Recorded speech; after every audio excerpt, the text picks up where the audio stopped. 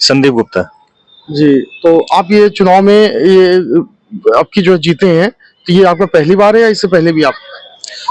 AOA में हम लोग कुछ साल से हैं। कोविड से पहले हम लोग एओए में आ गए थे और उससे पहले जो यूपी अपॉइंटमेंट एक्ट का जो 1/3 का जो इलेक्शन है उसके थ्रू आए थे। Actually that was selection and now this is election. जी, ये अंतर है। तो लगभग आपको कितना हो गया है यहाँ की आरडब्ल्यू की राजनीति? आरडब्ल्यू के साथ जुड़े हुए हमें करीब 3 साढ़े 3 साल करीब हो गया है।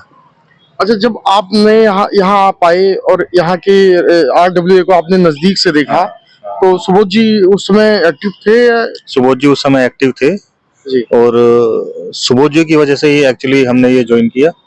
अदरवाइज हम लोग जिस प्रोफेशन के साथ जुड़े हुए हैं और जिस तरह का ये इसको समझा जाता है उस हिसाब से हम जैसे लोगों के लिए यहाँ आना थोड़ा सा मतलब बहुत अच्छा नहीं था। लेकिन जब हमने देखा कि सुबोध जैसा व्यक्ति यहाँ पे जुड़ा हुआ है तो हम थोड़े से निश्चिंत थे कि ठीक है हम इसमें आ सकते हैं, क्योंकि इसमें कुछ आरोप जैसे लगने की कोई संभावना हमें दिखाई नहीं दे रही थी। अदरवाइज हमारे पास समय निकालना इस तरह के काम के लिए काफी मुश्किल था। और सुबोध का इस काम के अंदर इन्वॉल्वमेंट इतना ज्यादा है कि हमें डे टू डे बेस के ऊपर हमें ज्यादा टाइम नहीं देना पड़ता। सुबोध काफी हद तक काम को संभाल लेता है, तो हमारा काम सुबोध के सपोर्ट में थोड़ा सा रहता है। अच्छा, जब आप यहाँ पे आए, यहाँ की जैसे सब लोगों ने बताया कि यहाँ की स्थिति बहुत ही ज्यादा खराब थी। हाँ। लेकिन आज की तारीख में मुझे लगता है ये पूरे एनसीआर में ये जो आपकी एक एग्जाम्पल बनता जा रहा है। बिल्कुल सही तो कह रहा क्या है। स्थिति खराब थी यहाँ की? देखिए यहाँ जब हम लोग आए तब यहाँ सुबोध ने जब टेक ओवर किया इस सोसाइटी को, इससे पहले दूसरे अध्यक्ष थे, तब यहाँ सोसाइटी की हालत काफी खराब थी। सोसाइटी काफी कई लाखों रुपए के माइनस में थी।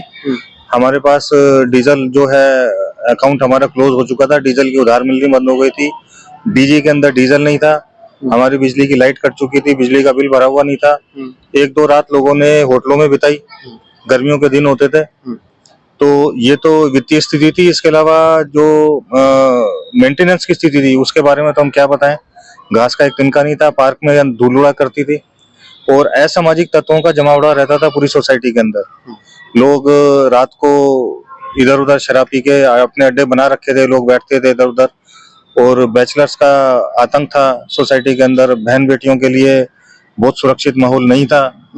तो कहने का मतलब कि सिक्योरिटी काफी ढीली थी। तो सारा इस तरह का चलता था। जो कुछ सपोर्टिंग लोग होते थे, कुछ लोगों के यहाँ बिजलियां वगैरह भी फ्री चलती थी। तो इस वजह से वित्तीय स्थिति सोसाइटी की काफी खराब थी। सुबोध के आने के बाद से ये सब चीजें कंट्रोल में होनी शुरू हुई। हमने इसको कंट्रोल कैसे किया वो भी आपको हो सकता है जान के आश्चर्य हो। जब सुबोध ने जब टेक ओवर किया तो हमने एक जीबीएम करके एक अपील करी कि सोसाइटी की वित्तीय स्थिति काफी खराब है, बिजली का कनेक्शन हमें जुड़वाना है, तो इसके अंदर सभी लोगों को सहयोग करना होगा। कुछ सहयोग बिल्डर से मांगे गए। इसके अलावा सभी निवासियों ने अपने पास से, ये शायद आप लोगों को पता होगा और आपको भी पता होगा कि सब लोगों से पर फ्लैट हमने 5-5 हजार रुपए की एक सहयोग राशि मांगी। तो कुछ लोगों ने 5,000 से ज्यादा भी दी, कुछ लोगों ने नहीं भी दी, कुछ लोगों ने दी। मैंने खुद 5,000 रुपए की सहयोग राशि दी थी। वो धीरे धीरे करके 6 महीने के पीरियड के अंदर सोसाइटी द्वारा एडजस्ट की गई रिचार्ज के रूप में। तो इस तरीके से करके एक सभी लोगों का इसमें सहयोग रहा, लेकिन सोसाइटी को अंततः हम इस घाटे से उबार पाए। और उसके बाद फिर सोसाइटी में पहले तो एक था कि माइनस से जीरो पे लेके आना और जीरो के बाद फिर उसको प्लस में लेके जाना। तो फिर माइनस से इस तरीके से हम जीरो पे लेके आए। बिल्डर से जो हमने पैसा उधार लिया था धीरे धीरे करके उसको भी चुकाया। फिर इसके बाद सोसाइटी को हमने प्लस में ले जाना शुरू किया, क्योंकि चूंकि इसमें कोई वित्तीय लीकेज नहीं था। तो इस फंड को जो कलेक्शन होता था उसको हम अच्छे से मैनेज कर पाए।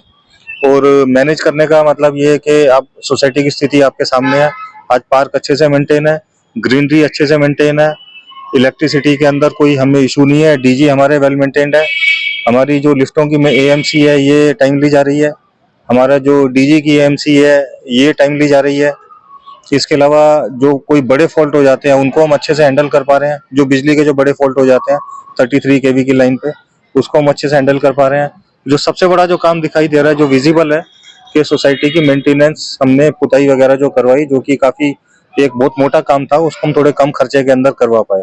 अच्छा, हमारी आपकी बातों में एक निचोड़ निकल के आ रहा है सुबोध त्यागी। हाँ जी। सब 100 बात की एक बात सुबोध त्यागी।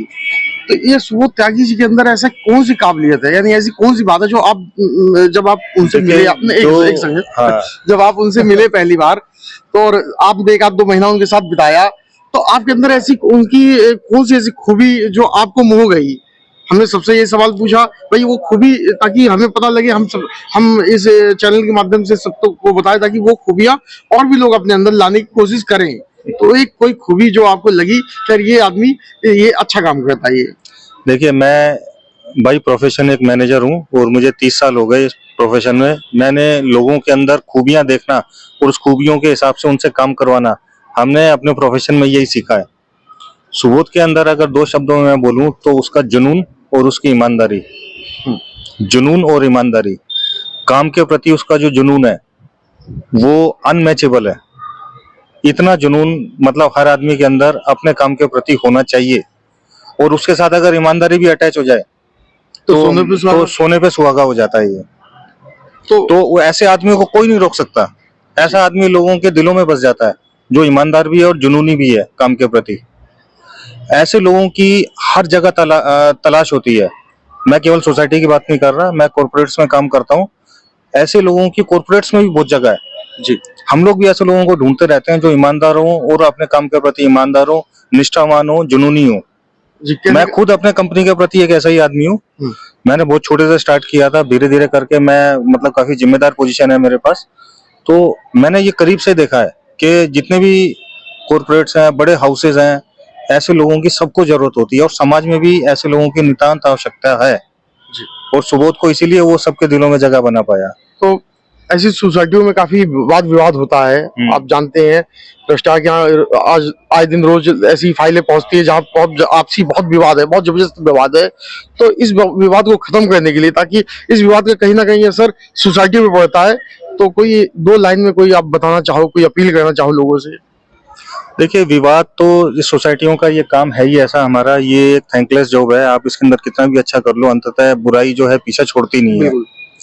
लेकिन फिर भी अब चूंकि पिछले कई सालों से लोग जिताते आ रहे हैं, वापस लेके वापस लेके आ रहे हैं। विरोधियों की भी कमी नहीं है, लेकिन साथ में सपोर्टिंग लोगों की भी कमी नहीं है। तो अंततः जीत सच्चाई की होती है, ये सबके सामने आ रहा है। कुछ इसके अंदर ये काम ऐसा है कि इसके अंदर कुछ कोर्ट कचहरी और कानून थाना ये सब लगा रहता है। हमने काफी कुछ फेस किया है पहले भी, लेकिन अंततः हमारे पास एक नेतृत्व तो हमारा ऐसा है कि जिसके अंदर हम इन सब चीजों को अच्छे से मैनेज कर पा रहे हैं। चाहे कोई कोर्ट का काम हो, चाहे कोई रजिस्ट्रार ऑफिस का काम हो, चाहे कोई थानों का काम हो, तो हम सब इसको अच्छे से मैनेज कर पा रहे हैं। क्योंकि जीत जो होती है, हमारा ये मानना है कि सच्चाई की ही होती है जीत जी। तो हमें सच्चाई का रास्ता कठिन जरूर है, लेकिन असंभव नहीं है। थोड़ा टाइम इसमें जरूर लग सकता है सच्चाई के रास्ते पे चलने में, लेकिन जीत सच्चाई की ही होती है हमेशा। और हमने काफी इंस्टेंसेस देखे हैं ऐसे कि हमारी लड़ाई थोड़ी लंबी रही लेकिन जीत हमें मिली। अभी रिसेंटली आप देखो, ये जो एओए वाला जो मामला था, रजिस्ट्रार ऑफिस वाला जो मामला था, 2 एओए थोड़ा सा गफलत में रख के बना दी गई थी, उनको परमिशन मिल गई थी। ये एक लड़ाई लंबी थी, लेकिन सोसाइटी को पीछे लेके जा रही थी ये लड़ाई, क्योंकि कुछ लोगों द्वारा ये नहीं चाहा जा रहा था कि जो काम अधूरे पड़े हुए हैं, ये जो काम अधूरे पड़े हुए हैं, इन अधूरे कामों को पूरा करवाया जाए, क्योंकि इसमें काफी कुछ पैसा बच रहा था जी, बिल्डर समाज का जी। तो इस पैसे को लेकिन सोसाइटी के ये हित में नहीं था। तो अल्टीमेटली फिर कोशिश यही की गई कि भाई ये इसको जो गलत है उसको गलत प्रूव किया जाए, कुछ चीजों को पेपर पे लेके आया जाए, जिससे कि सोसाइटी के जो निवासी हैं उनका भला हो सके।